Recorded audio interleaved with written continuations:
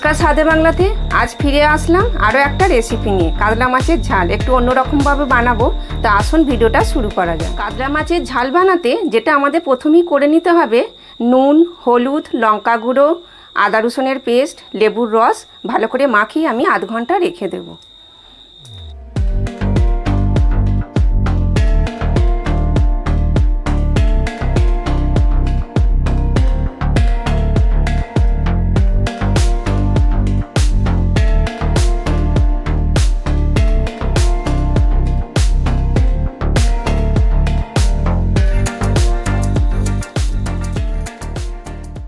মাছটা তো ম্যারিনেট করে রেখে দিলাম আধ ঘন্টার জন্য। তো মাছের ঝাল বানাতে আরও তো মশলা লাগবে, তাই সেই মশলাগুলো আপনাদের দেখিয়ে দিই। 1 চামচ কালো সর্ষে, 1 চামচ সাদা সর্ষে, 1 চামচ ধনে, 1 চামচ জিরে, গোলমরিচ 1 চামচ, আদা পরিমাণ মতো, রসুন পরিমাণ মতো, 4টে কাঁচা লঙ্কা, একটু হলুদ। জল দিয়ে মিক্সিতে পেস্ট করে নিয়েছে, আপনাদের দেখাচ্ছি। মশলা তো মিক্সিতে পেস্ট করা হয়ে গেছে, যে দেখুন এরকমভাবে স্মুথ করে একদম পেস্টটা বানাবেন। তো এরপর ম্যারিনেট করে মাছটা এবার ভেজে তুলে নেব। তেলটা খুব ভালো করে গরম হয়ে গেলে তবে মাছটা দেবেন।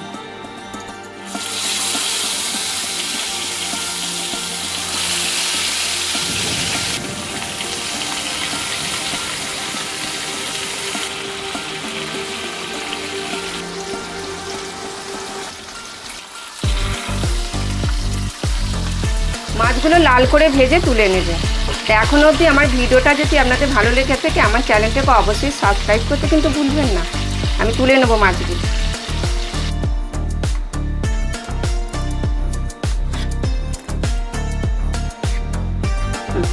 মাছের ওই তেলটাতেই 2টো তেজপাতা দিয়ে দিলাম, 1/2 চামচ জিরে ফোড়ন দিয়ে দিলাম। দিয়ে ফোড়নটা একটু ভেজে নেব। গ্যাসটা মিডিয়ামে রেখে করবেন। এবার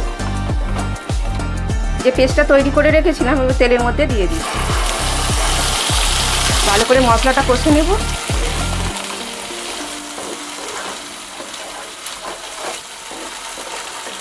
মশলাটা কষানো হয়ে গেছে, তেল উঠে গেছে। এবার টমেটোটা দিয়ে দিলাম। টমেটোর ওপর একটু নুন দিয়ে দেবেন, তাহলে টমেটোটা তাড়াতাড়ি গলিয়ে যাবে। দিয়ে ভালো করে এটা কষে নেব, টমেটোটা না গলা অবধি।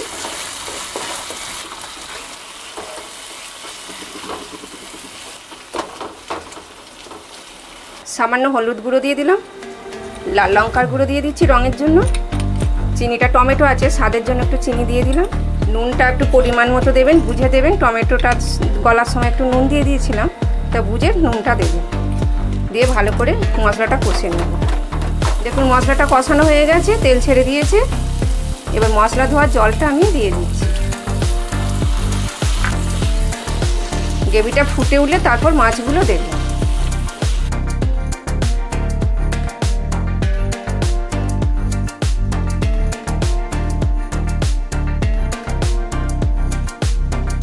ঝোলটা ফুটে গেছে, এবার মাছগুলো আমি ঝোলের মধ্যে দিয়ে দিচ্ছি। দিয়ে 3 মিনিট ফুটিয়ে দেবো চাপা দিয়ে।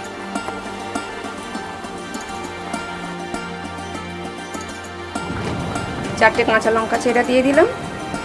দিয়ে মিডিয়াম করে গ্যাসটা দিয়ে 3 মিনিট চাপা দিয়ে ফুটিয়ে নেব। ঢাকাটা খুলে দেখছি।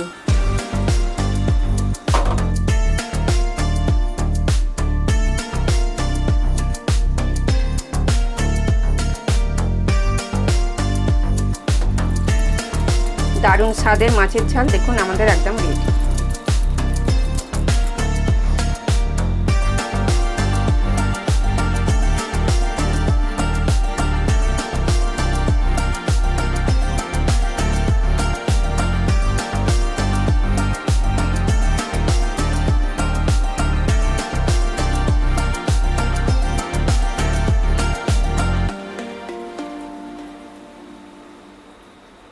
কেমন লাগলো কাতলা মাছের ঝাল রেসিপি?